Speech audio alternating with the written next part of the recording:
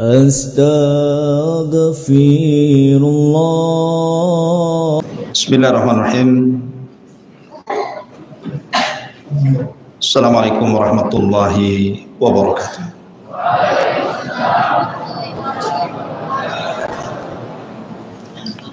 Alhamdulillah wassalatu wassalamu ala Rasulillah wa ala alihi wa sahbihi wa mawalah wa la hawla wa la quwata illa billahi wa ba'd. Alhamdulillah, di malam hari ini kita bisa kembali duduk untuk kajian malam Ahad setelah beberapa waktu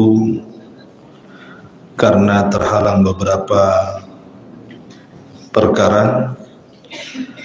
Maka di malam hari ini kita akan kembali kajian setiap malam Ahad di Masjid Jabal Uhud, khusus untuk para santri, ikhwan dan akhwat. Dan pembahasan di malam hari ini kita akan membahas tentang 4 manusia mulia di zaman Rasul, yang keempat-empatnya terkait dengan Al-Quran. Coba perhatikan, jangan ributnya.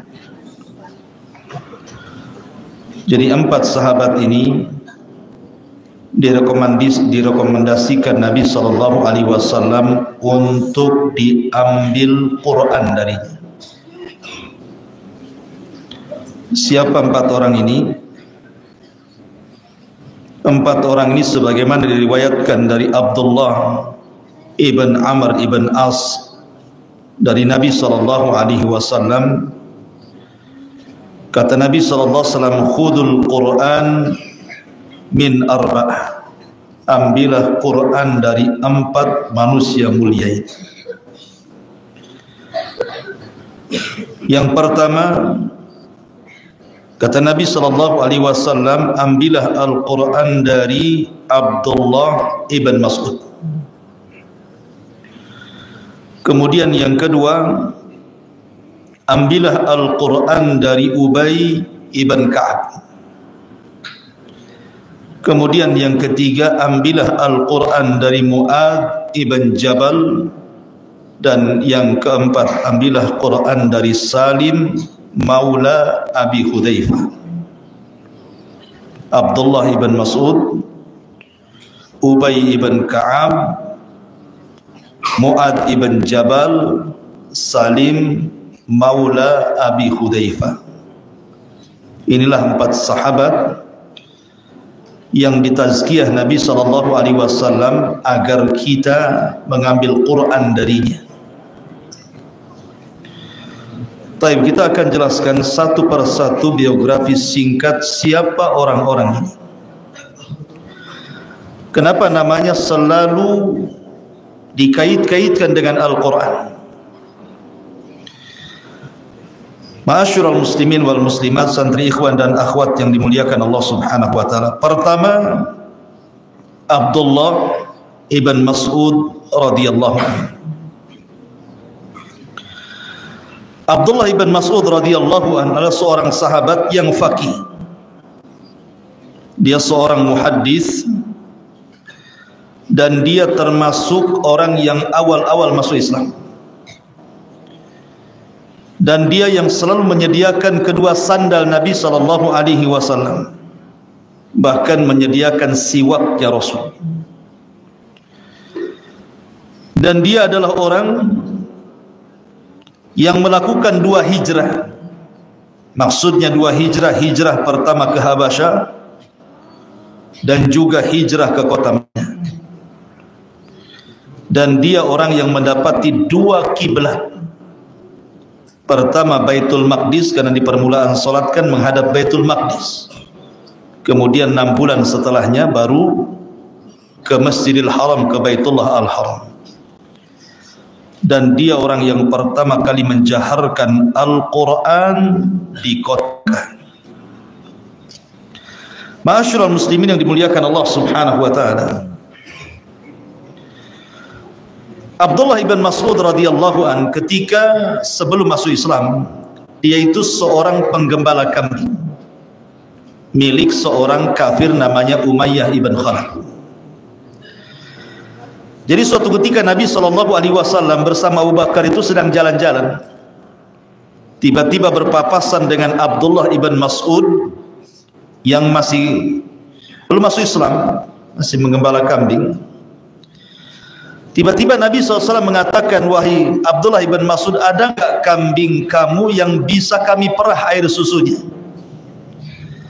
Kata Abdullah ibn Mas'ud kepada Rasulullah, maaf, ini bukan kambing-kambing saya, ini kambing milik tuan saya.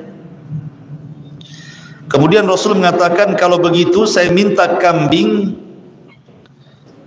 yang bukan kambing beranak, karena biasanya kambing kalau keluar susunya itu punya anak. Ya sudah, kambing yang tidak ada susunya, yang kering. Tiba-tiba kemudian Rasul mengusap kambing itu, tiba-tiba keluar air susunya. Jadi Abdullah bin Mas'ud radhiyallahu anhu menyaksikan itu seolah-olah kayak sulap jadinya. Kata Abdullah bin Mas'ud radhiyallahu anhu, bisa enggak kau ajarkan kepadaku ilmu itu? Kok bisa kambing diusap kemudian keluar air susu? Kalau antum mengusap 100 kali nggak akan keluar air itu. Akhirnya kata Rasul SAW, kalau begitu datanglah ke rumah kami. Maka kemudian Abdullah bin Mas'ud pun datang kepada Rasul, kemudian diajak masuk Islam. Akhirnya dia pun masuk Islam dan didoakan oleh Nabi SAW bahwa anta rajulun mu'allam, engkau adalah orang yang mau belajar.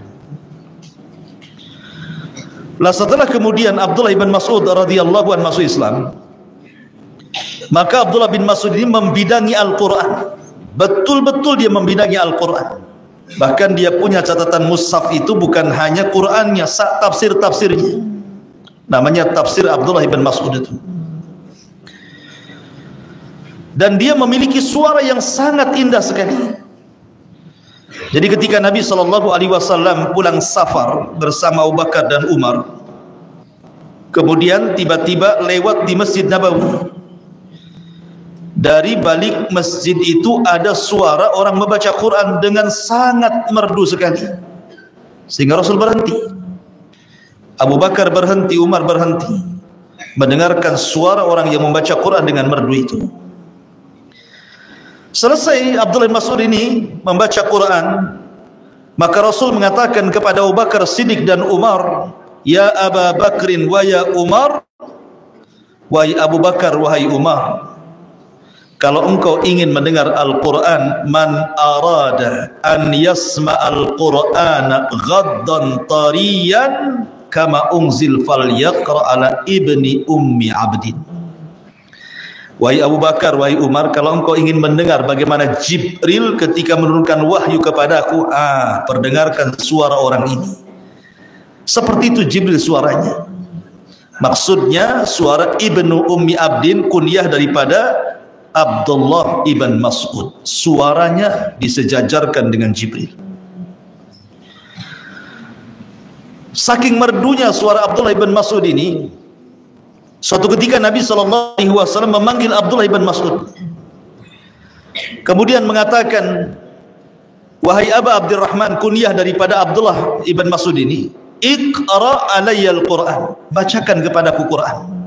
Kata Abdullah bin Mas'ud dengan malu-malunya, dia mengatakan, ya Rasulullah, aqra ana wal Qur'anu unzil ilaik. Rasul, masa saya bacakan Quran? Quran kan turun kepada engkau, ini nabiku, pengajarku, masa aku membacakan Quran kepada?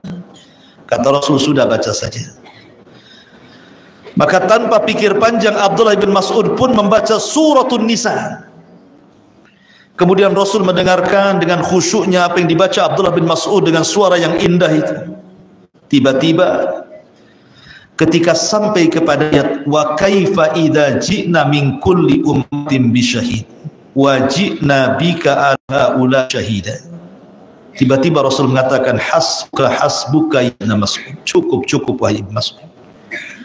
Ketika itu Abdullah bin Mas'ud melihat Rasul, rupanya Rasul sedang menangis sampai tangisannya membasahi janggutnya.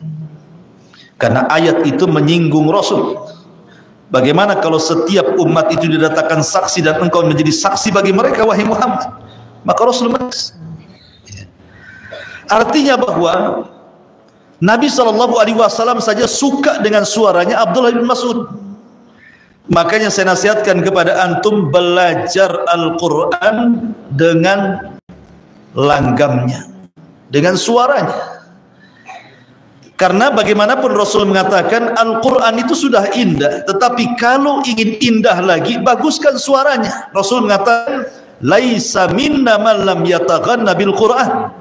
Bukan umatku orang yang tidak melanggamkan Al-Quran, tapi tentu lagu Quran sesuai dengan Al-Quran. Jangan pula Quran dilagukan dangdut, ya. Harus langgamnya betul-betul langgam Arab, jangan pakai langgam Nusantara, ya. Ma'asyiral muslimin yang dimuliakan Allah Azza wa Jalla. Jadi Abdullah bin Mas'ud radhiyallahu an, luar biasa kepakaran beliau di dalam Al-Quranul Karim. Suatu ketika Abdullah bin Mas'ud ini naik ke pohon kurma. Datang angin, tersingkap, kemudian karena anginnya kencang tersingkaplah jubahnya, betisnya nampak. Abdullah bin Mas'ud itu kurus sekali, kurus kering. Karena dia seorang pengembala kambing, jarang makan enak gitu, jadi kurus. Karena saking kurusnya, jadi sahabat itu ketika melihat betisnya Abdullah bin Mas'ud hanya tulang dibalut daging itu, tertawa para sahabat, mentertawakan kedua betis Abdullah ibn Mas'ud karena kecilnya betisnya. Ketika Nabi SAW melihat para sahabat mentertawakan betis Abdullah bin Mas'ud, marah dan mengatakan, jangan kalian tertawakan kedua betis Abdullah bin Mas'ud itu. Karena kalau seandainya kedua betis itu ditimbang di satu neraca, dan gunung Uhud itu ditimbang di neraca satunya, masih berat kedua betis Abdullah ibn Mas'ud. Allah puji, Allah berikan tazkiyah, rekomendasi, karena dia adalah pakar Quran. Jadi ketika Abdullah ibn Mas'ud itu sudah menghafal beberapa ayat dalam Al-Quran, dia menghafal surah Ar-Rahman. Jadi dia ingin membacakan surat ini di halayak orang-orang musyrik. Ketika itu sahabat tidak ada yang berani baca Quran, sembunyi-sembunyi. Abdullah bin Mas'ud tiba-tiba datang ke tengah-tengah orang Quraisy. Di situ orang-orang Quraisy sedang berkumpul di pasar. Tiba-tiba kemudian dia naik ke ketinggian, kemudian dia baca Al-Quran. A'udzu billahi minasyaitonir rajim. Bismillahirrahmanirrahim. Ar-Rahman 'allamal Quran. Semua orang menatap Abdullah bin Mas'ud ini. Mereka belum pernah mendengar kalimat Ar-Rahman. Ar-Rahman 'allamal Quran. Khalaqal insan 'allamahul bayan. Terus dia baca surah Ar-Rahman. Sampai akhirnya kemudian marahlah orang-orang musyrik. Kemudian datang kepada Abdullah bin Mas'ud, ada yang bawa kayu, ada yang bawa sandal, ada yang memukul, sampai darah bercucuran dari kepala Abdullah bin Mas'ud, sampai akhirnya hampir mati dan pingsan. Kemudian datang sahabat yang lain menolong, kemudian dibawa kepada salah seorang rumah sahabat Rasul. Ketika sudah siuman, sahabat ini bertanya, "Ma sya'nuka ya Ibn Mas'ud? Ada apa kamu ini? Kenapa kamu harus seperti ini? Kamu sudah tahu membaca Quran di hadapan mereka akan seperti ini." Tapi Abdullah bin Mas'ud mengatakan, demi Allah, besok saya akan ulang lagi seperti ini. Kalaupun nyawaku harus keluar, jauh lebih baik dibandingkan aku tidak bacakan Quran kepada mereka. Lihat bagaimana kecintaan Abdullah bin Mas'ud kepada Al-Quranul Karim. Ya. Masyaallah muslimin yang dimuliakan Allah Azza wa Jalla. Ketika terjadi perang Badar, kita tahu bahwa di perang Badar itu yang memimpin perang siapa? Fir'aun umat ini, Abu Jahal. Kalau sudah disebut Fir'aunnya umat ini, maksudnya Abu Jahal. Abu Jahal adalah memimpin perang Badar dari kalangan orang-orang musyrik. Dan Abu Jahal dibunuh oleh dua anak kecil, namanya Mu'adh dan Mu'awwidh, dua-duanya putra Afra. Sehingga dua putra Afra ini, Mu'adh dan Mu'awwidh ini, bangga dengan membunuh Abu Jahal hadapan Nabi SAW. Aku sudah membunuh Abu Jahal, Fir'aun yang umat ini. Dia tidak tahu Abu Jahal belum mati. Rupanya Abdullah bin Mas'ud radhiyallahu mencari jasadnya Abu Jahal yang katanya sudah dibunuh oleh dua anak kecil, memalukan, jenderal di mana-mana. Ketika sudah nampak jasadnya, rupanya belum mati, lagi nazar. Maka kemudian Abdullah bin Mas'ud pun mendekati, kemudian duduk di sampingnya. Subhanallah, memang Abu Jahal sudah ditakdirkan mati kafir. Dalam kondisi seperti itu saja masih sombong, padahal sudah mau mati. Dia masih memanggil Abdullah bin Mas'ud dengan ya ru'ay al-ghanam, wahai penggembala kambing, ada apa kau di sini? Gitu. Kemudian mencaci maki Abdullah bin Mas'ud, padahal dalam sakaratul maut masih juga sombong nih Abu Jahal. Dikatakan Fir'aun yang umat ini. Maka akhirnya Abdullah bin Mas'ud mengatakan, ketika terakhir kalimat yang diucapkan Abu Jahal, manil ghalib, siapa yang menang dalam perang ini? Katanya Abdullah bin Mas'ud, al-ghalibu lillahi walir rasul, kemenangan hanya milik Allah dan Rasulnya. Ya adu Allah, wahai musuh Allah. Diambilnya ujung pedang, ditampakkan ke kepalanya, mati dia. Abdullah bin Mas'ud mengakhiri kehidupan Abu Jahal. Walaupun dia kecil, kurus, bukan berarti penakut. Ya, ada orang gemuk takut gitu. Disuruh ke bawah nengok air, lari, takut sundel bolong katanya. Mana tauhidnya? Ya. Masyaallah muslimin yang dimuliakan Allah Subhanahu wa taala. Jadi Abdullah bin Mas'ud radhiyallahu an luar biasa. Sampai akhirnya ada satu kisah Abdullah bin Mas'ud radhiyallahu an ini, ketika Abdullah bin Mas'ud saat detik-detik sakaratul maut, maka disampaikan Utsman ibn Affan radhiyallahu anhu. Kata Utsman ibn Affan, ketika itu kan Abdullah bin Mas'ud sedang menangis saat sakaratul maut. Sehingga Utsman bin Affan bertanya, wa ma yubkika ya Aba Abdurrahman, apa yang membuat anda menangis wahai Abdurrahman, wahai Abdul Mas'ud, kenapa kau menangis? Bukankah kau sudah sahabat Rasul sallallahu alaihi wasallam, orang mulia dan begitu seterusnya, dipuji oleh Utsman bin Affan.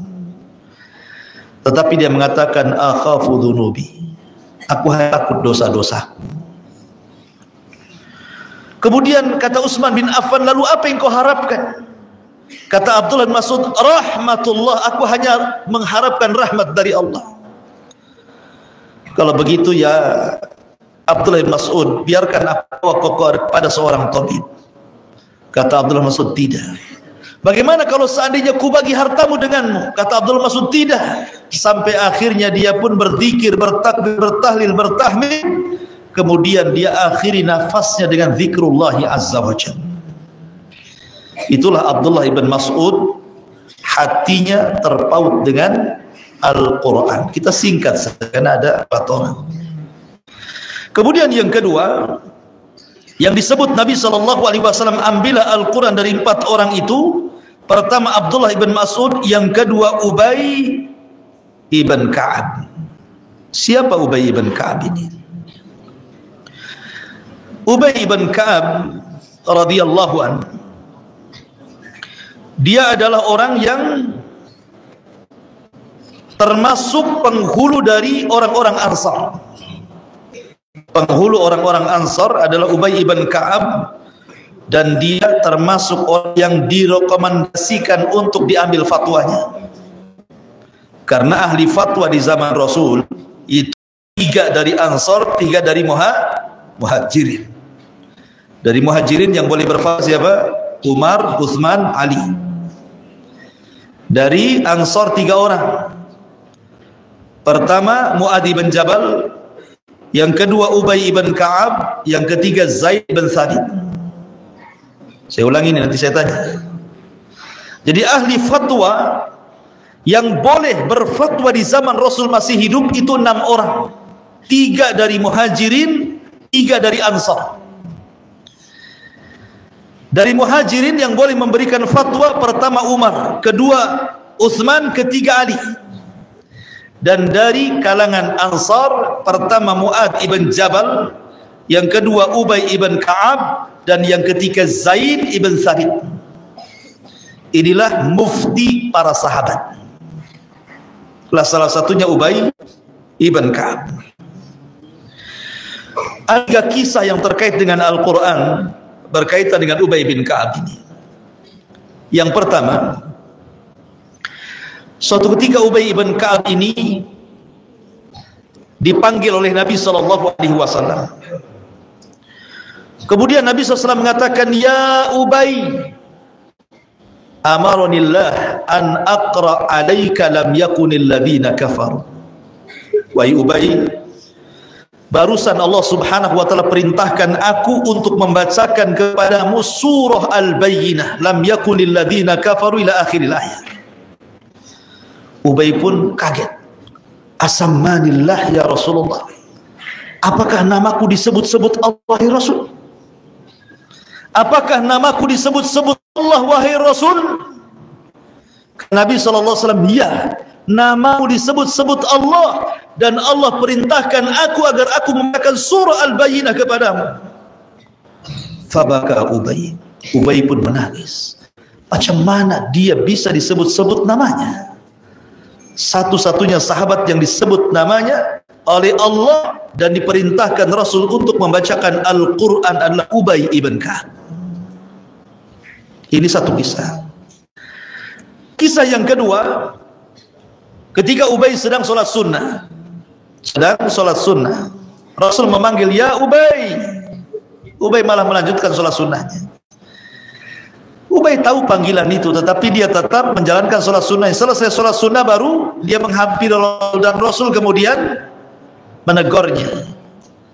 Karena tidak boleh seseorang yang beriman kalau Allah memanggilnya untuk tidak cepat-cepat hadir. Ya ayyuhalladzina amanu stajibu lillahi walir rasul idza da'akum lima yuhyikum. Jadi kalau Allah dan Rasulnya memanggil, jangan tunda-tunda, apalagi hanya segera sholat sunnah saja, karena memenuhi panggilan Allah dan Rasulnya wajib. Maka dinasihati, ya. Kemudian Rasul mengatakan, "Wahai Ubay, maukah aku kabarkan kepadamu satu surat yang surat ini tidak ada dalam Taurat, surat ini tidak ada dalam Injil, surat ini tidak ada dalam Zabur. Mau enggak kamu? Nanti ku kasih tahu setelah sampai di pintu itu, sebelum kita keluar dari masjid ini." Maka kemudian Rasul pun ngobrol sama Rasul sambil jalan. Ketika mendekati pintu, Ubay pun bertanya lagi, "Rasul, tadi kau berjanji akan memberitahu kepadaku satu surat yang tidak terdapat dalam Taurat, tidak terdapat dalam Zabur, tidak terdapat dalam Injil dan Furqan. Surat apa itu?" Kata Nabi SAW, "Ya Ubay, tadi sewaktu kau sholat, kamu baca apa?" Maka Ubay mengatakan, "Ummul Kitab, ya suratul Fatihah." Maka Rasul mengatakan, itulah surat yang tidak ada dalam Taurat, Zabur, Injil dan Furqan. Surah Al-Fatihah itu hanya ada dalam Al-Quran. Ini satu kisah. Dua kisah. Kisah yang ketiga, Nabi SAW memanggil Ubay bin Ka'ab. Kemudian ditanya Nabi SAW Ubay ini tentang satu ayat yang paling agung di dalam Al-Quranul Karim. Satu ayat yang paling agung di dalam Al-Quranul Karim. Maka kata Ubay mengatakan, "Aku tidak tahu." Kemudian Rasulullah SAW bertanya lagi, "Ya Ubay, tahukah kamu surat satu ayat dalam Al-Quran yang paling agung?" Kemudian Ubay pun terucap, "Allahu la ilaha illa huwal hayyul qayyum la ta'khudhuhu sinatu wa la naum." Ubay pun membaca surah Kursi. Maka Rasul mengatakan kepada Ubay, mudah-mudahan Allah memudahkan dirimu untuk talabul ilmi. Dia punya kecerdasan, bisa menebak. Makanya Rasulullah mengatakan, mudah-mudahan Allah mudahkan kau dalam talabul ilmi. 3 kisah ini menunjukkan keistimewaan Ubay ibn Ka'ab. Oleh Nabi SAW dibacakan suratul Bayyinah atas perintah Allah. Kemudian Rasul memberitahu surat yang paling agung yang tidak ada dalam Injil, Zabur dan Taurat dan Furqan. Kemudian dibacakan surah Al-Fatihah, diberitahu itu surah Al-Fatihah. Kemudian yang ketiga, Ubay bisa menjawab pertanyaan Rasul, ayat yang paling agung dalam Al-Quran. Dia pun membaca suratul Kursi. Lihat bagaimana Ubay ibn Ka'ab radhiyallahu anhu. Lah Ubay ibn Ka'ab termasuk as-sabiqun al-awwalun, orang-orang yang pertama-tama masuk Islam. Dan dia masuk Islam sebelum orang-orang berkumpul di Darul Arqam. Ma'asyiral muslimin yang dimuliakan Allah Subhanahu wa taala. Lah di antara pujian-pujian para ulama kepada Ubay ibn Ka'ab ini, di antaranya adalah ketika Ubay ibn Ka'ab ini meninggal dunia, maka orang pun mengatakan sungguh telah hilang pemimpin kaum muslimin. Artinya bahwa Ubay itu dianggap bagian dari pemimpin kaum muslimin. Luar biasa. Bahkan disebutkan Ubay bin Ka'ab ini jama'al Quran ala ahdi Rasulillah sallallahu alaihi wasallam arba'atun kulluhum minal ansar. Allah telah kumpulkan Al-Quran di masa Rasulullah SAW kepada 4 orang, semua orang-orang Ansar, tidak ada orang Muhajirin. Kemudian 1 Ubay bin Ka'ab, 2 Mu'ad ibn Jabal, 3 Zaid bin Thabit, dan yang keempat Abu Zaid ahadu umumati. Abu Zaid itu salah seorang dari paman-paman Nabi SAW yang ada di Madinah. Intinya bahwa Ubay ibn Ka'ab radhiyallahu an adalah di antara orang-orang yang terkait hidupnya dengan Al-Quranul Karim. Taib. Kemudian yang ketiga, Mu'ad ibn Jabal radhiyallahu an. Mu'ad ibn Jabal ini, subhanallah, Mu'ad ini tidak lama, dia tidak diberikan oleh Allah usia panjang. Karena Mu'ad bin Jabal ini ada yang mengatakan usianya 33 tahun dia meninggal, ada yang mengatakan meninggal di usia 36 tahun. Artinya tidak lama dia hidup bersama Rasul. Tetapi walaupun demikian, Anas bin Malik radhiyallahu anhu mengatakan Allah kumpulkan Al-Quran di 4 orang, semuanya orang Ansar, salah satunya Mu'ad ibn Jabal. Saking cerdasnya Mu'ad bin Jabal itu, sampai Umar bin Khattab radhiyallahu anhu mengatakan a'lamuna bil halali wal haram. Mu'ad itu sahabat yang paling alim di antara kami kalau sudah berbicara dan haram. Padahal masih muda. Makanya saya dinasihati sama antum ini, mumpung antum berada di pesantren, jangan main-main belajar. Ini kesempatan antum, Allah pilihkan antum di sini. Betapa banyak orang-orang seusia antum di luar sana, ratusan bahkan ribuan, tetapi tidak diberikan nikmat seperti antum diberikan nikmat bisa di pesantren belajar halal dan haram. Ya, ini kenikmat yang harus disyukuri, ikhwan. Antum kira antum di sini bukan sebuah nikmat besar. Ketika orang itu bisa belajar agama itu nikmat yang sangat besar. Jangan buat main-main. Karena antum tidak mungkin lama, paling lama 6 tahun di sini keluar. Mungkin kurang dari 6 tahun sudah keluar. Maka saya harapkan ambillah pelajaran ibrah dari Mu'ad ibn Jabal, muda tetapi menjadi ulamanya para sahabat. Muda tetapi menjadi ulamanya para sahabat. Bahkan ilmu Mu'ad ibn Jabal, kecerdasannya tentang halal dan haram itu menjadikan dia orang yang paling dicintai Nabi sallallahu alaihi wasallam. Bahkan Rasul terang-terangan mengatakan, "Inni uhibbuk," saya cinta engkau wahai Mu'ad karena Allah. Kemudian Rasul mengatakan, inni uhibbuk, saya sangat mencintai engkau karena Allah wahai Mu'ad, la tada', jangan kau tinggalkan dubura kulla salatin Allahumma inni ala dzikrika wa syukrika wa husni ibadati. Lihat bagaimana Rasul mencurahkan hatinya dan mengatakan inni uhibbuk. Kalau Rasul yang sudah mengatakan uhibbuk, saya cinta kepada kamu, secara otomatis Allah cinta kepada Mu'ad. Dan ingat, kalau Allah cinta kepada seorang hamba, yang dipanggil pertama siapa? Jibril. Jibril sini. Aku cinta kepada si fulan, kata Allah. Kau cinta juga, kau harus cinta juga sama si fulan. Inni uhibbu fulanan fa ahibbahu. Jibril, aku suka si fulan, kau harus cinta juga dengan dia.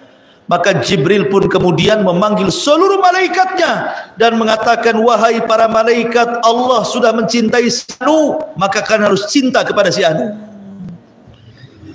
Makanya kenapa Imam Ibnul Qayyim mengatakan asy-sya'nu laisa sya'nu an tuhib walakinna sya'na an tuhab. Bukanlah sebuah perkara itu bagaimana Anda mencintai, tapi perkara itu bagaimana Anda bisa dicintai. Kalau kita dicintai Allah dan Rasulnya, secara otomatis kita telah mencintai Allah dan Rasulnya. Tapi kalau kita mencintai, belum tentu dicintai. Makanya kenapa Mu'ad mendapatkan predikat kecintaan Rasul langsung dengan lisan Nabi SAW kepada Mu'ad. Luar biasa. Bahkan Rasul yang mengatakan engkau ini mendahului ulama sahabat bi ratwa, nanti pada hari kiamat. Ratwa itu artinya kalau kita ambil batu dilempar, kau itu di sana tuh. Ya. Itulah Mu'ad ibn Jabal radhiyallahu anhu. Tapi yang Mu'ad meninggal karena taun. Taun amwas. Dia terkena, ya mungkin semacam corona lah di zaman sekarang. Wabah. Satu keluarga meninggal, termasuk pemimpin perang Abu Ubaidah bin Jarrah juga meninggal di zaman Mu'ad bin Jabal. Jadi pertama Ubaidah dulu pemimpinnya, kemudian digantikan Mu'ad. Selang beberapa waktu Mu'ad pun satu keluarga harus meninggal karena sebuah wabah. Itulah Mu'ad bin Jabal, orang yang paling luar biasa dalam akhlaknya. Kemudian yang terakhir Salim Maula Abi Hudzaifah. Salim Maula Abi Hudzaifah. Salim Maula Abi Hudzaifah ini sebenarnya bukan orang Arab, dia orang Persia. Orang Persia, kemudian diambil anak oleh orang Mekah. Akhirnya nasabnya dinasabkan kepada bapak angkatnya, tetapi kemudian turun surah Al-Ahzab, tidak boleh ud'uhum li abaihim wa aqsatu indallah, menasab anak angkat kepada bapak tidak boleh, harus nasabkan kepada bapak aslinya.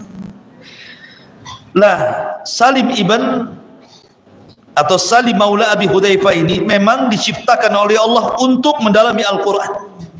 Jadi di zaman para sahabat luar biasa kecintaan Salim kepada Al-Quranul Karim ini, sampai akhirnya dia membidangi, mempakari Al-Quran melebihi sahabat yang lainnya. Sampai-sampai Rasul merekomendasikan agar mengambil Quran dari Salim Maula Abi Hudzaifah. Bukan hanya itu saja, dia pun menyaksikan semua peperangan Nabi SAW bersama Rasul.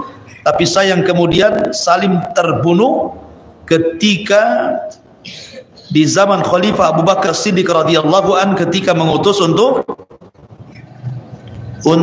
memerangi Nabi palsu Maisalamah Al-Kadzab di Yamamah.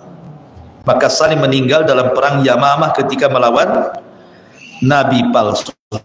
Inilah di antara 4 sahabat yang direkomendasikan Nabi untuk diambil Qur'annya. Baik. Sampai di sini kita singkat saja. Ya. Sebagaimana biasa ada hadiah sedikit. Ya.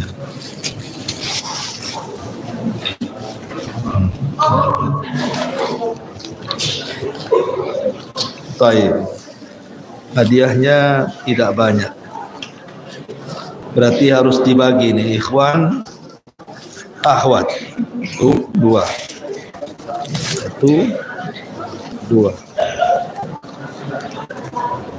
Taib, ikhwan 5, akhwat 4. Perhatikan, jangan ribut. Pertanyaan pertama. Ya, mau SMP, SMA terserah. Yang jelas harus tepat jawabannya. Taib. Pertanyaan yang pertama, jangan lihat catatan. Saya sebutkan di awal tadi ada 6 orang yang boleh mengeluarkan fatwa di zaman Nabi. 3 dari Muhajirin dan 3 dari Ansar. Sebutkan.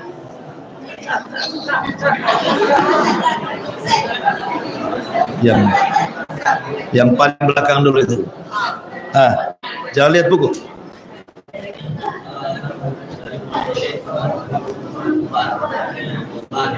Umar, Utsman, Ali. Dari Ansar, Ubay bin Ka'ab, Zaid bin Thabit, Mu'ad bin Jabal. Ahsantum, masyaallah. Fadhal. Baik. Ambil hadiahnya. Pertanyaan yang kedua. Pertanyaan yang kedua. 3 kisah terkait dengan Ubay ibn Ka'ab. Di situ ada 3 surat. 2 surat, 1 ayat. Surat 1 ayat. Sebutkan 2 surat 1 ayat yang terkait dengan Ubay ibn Ka'ab. Itu dulu. Antum. Ayo. Diam. Diam, enggak dengar. 1.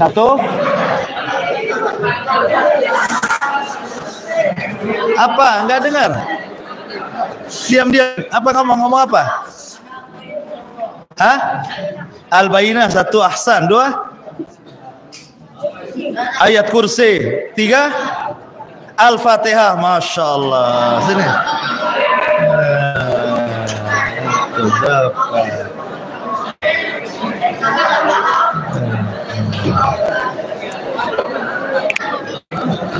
Baik. Perhatikan. Pertanyaan yang ketiga.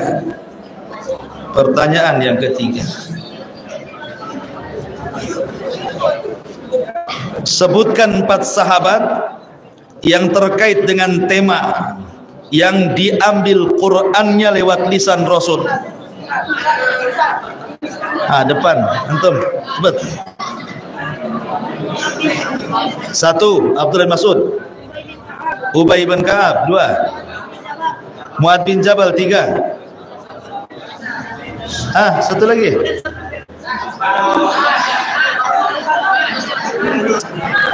Ayo. Ada. Duduk.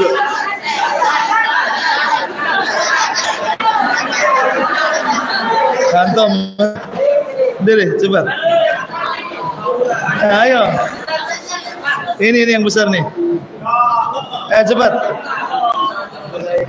Abdullah bin Mas'ud, Ubay bin Ka'ab, Mu'ad bin Jabal.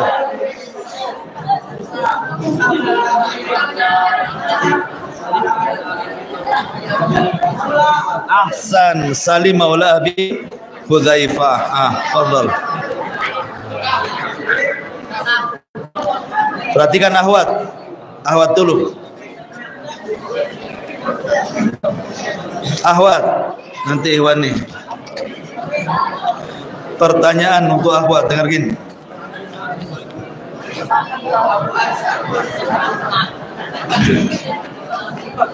Mu'ad ibn Jabal. Dengerin. Wafat di usia berapa? Mu'ad ibn Jabal wafat di usia berapa? Dan kenapa dia wafat? Apa penyebab wafatnya? Berapa usia wafatnya?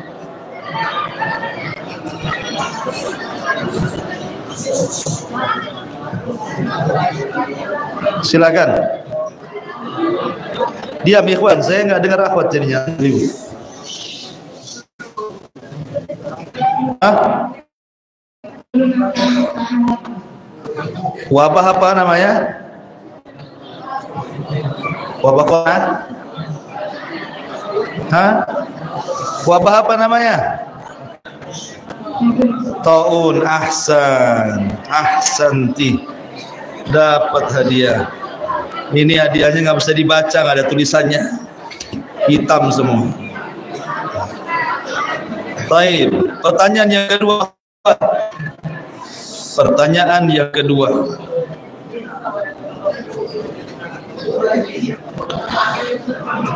Terkait dengan Abdullah ibn Mas'ud radhiyallahu anhu. Terkait dengan Abdullah ibn Mas'ud. Abdullah ibn Mas'ud diberikan beberapa keutamaan tentang Al-Quran. Apa saja keutamaannya, sebut saja.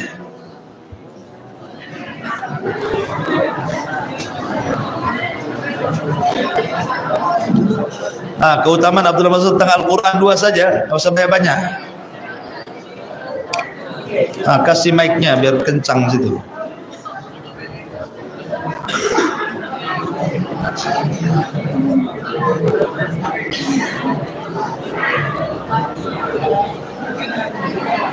Ayo, siapa yang jawab?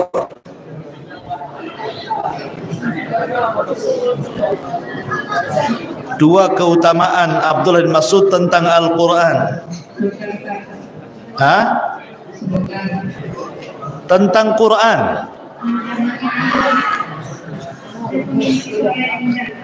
Satu, memiliki suara yang indah. Dua,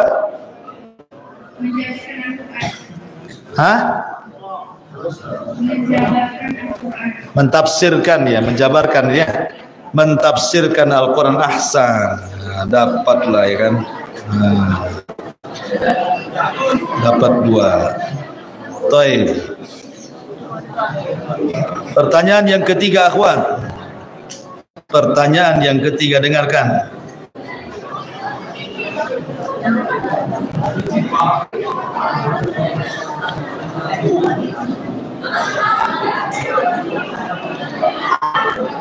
Terkait dengan Mu'adz ibn Jabal, balik lagi. Mu'adz ibn Jabal radhiyallahu anhu.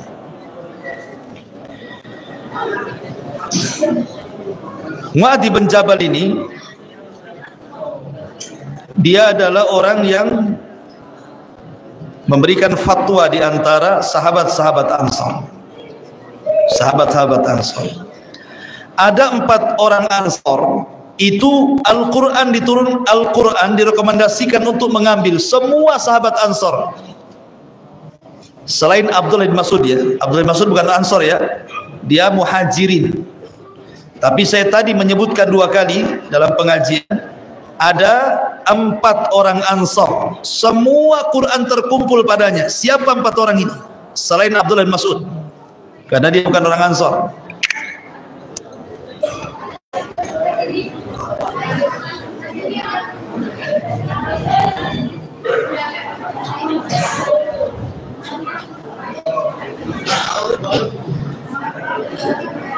Ayo, siapa yang jawab?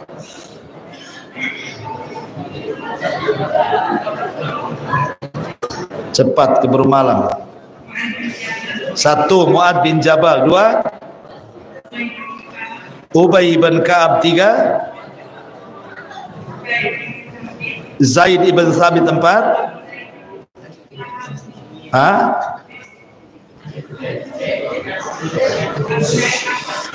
Abu Zaid. Ahsan, Abu Zaid ya.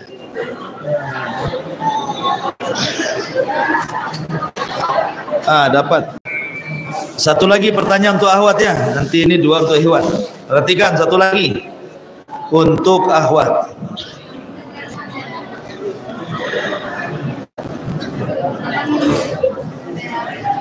Salim maula Abi Hudzaifah, dia diangkat anak. Kemudian turun surah Al-Ahzab melarangnya. Tidak boleh menasabkan anak angkat ke bapak angkat itu. Sebutkan seperti apa ayat larangannya. Ayat larangan tidak boleh menasabkan anak angkat ke bapak angkat yang tadi saya sebutkan di pengajian tadi.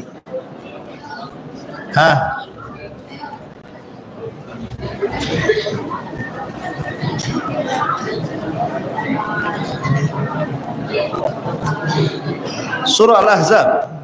Udah sampai nggak hafalan sampai ke Al-Ahzab tuh?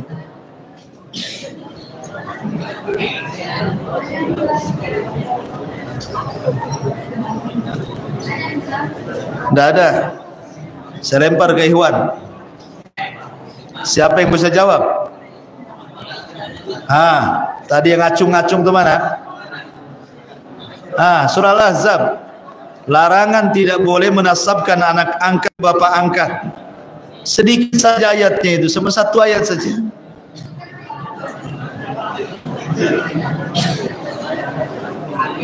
Ud'uhum li'abaihim huwa aqsatu indallah. Itu senang. Ada kacau. Taib. Pertanyaan yang lain, akhwat.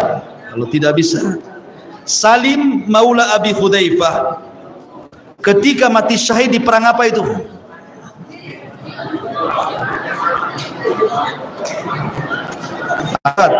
Mati syahidnya Salim maula Abi Hudzaifah di perang apa? Ahsanti, perang Yamamah. Nah, berarti dapat hadiah 4. Balik ke Ikhwan, tinggal 2 nih. Perhatikan Ikhwan.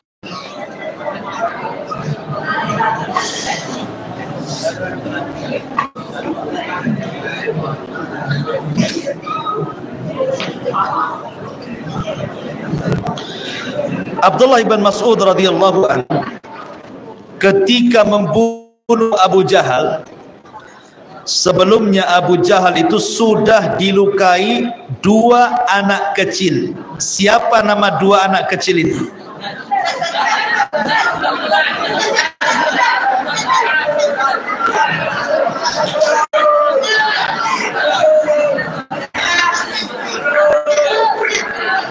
Anton sebut. Mu'ad. Dua-duanya putra siapa?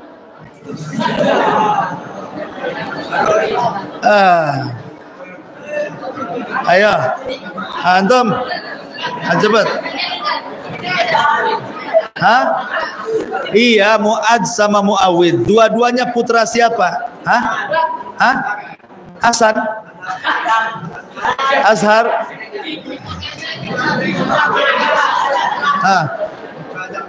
Putra Ja'far. Aduh, kacau.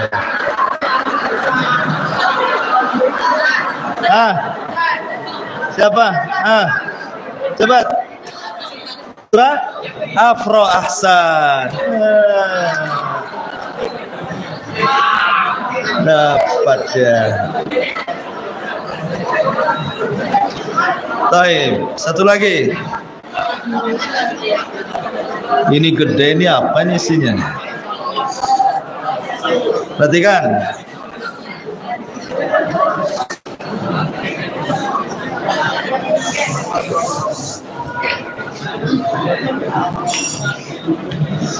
Taib. Abdullah ibn Mas'ud radhiyallahu an. Abdullah ibn Mas'ud, masih kisah Abdullah ibn Mas'ud. Ceritakan sebab masuk Islamnya.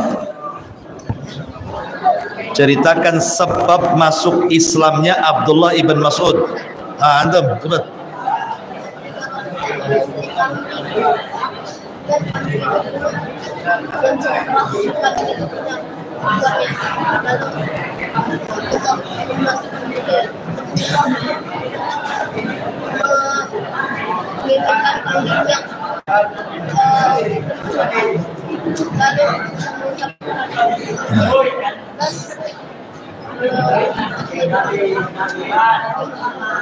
Terus? Ingin belajar. Taib. Itu saja. Betul. Ahsan. Masya Allah. Iya. Taib, sampai di sini. Ini hadiahnya baru sedikit, afwan, karena ini perdana. Insya Allah nanti minggu depan kita perbanyak hadiahnya. Subhanallah bihamdika, asyhadu an la ilaha illa anta, astaghfiruka wa atubu ilaik. Allahu a'lam. Assalamualaikum warahmatullahi wabarakatuh.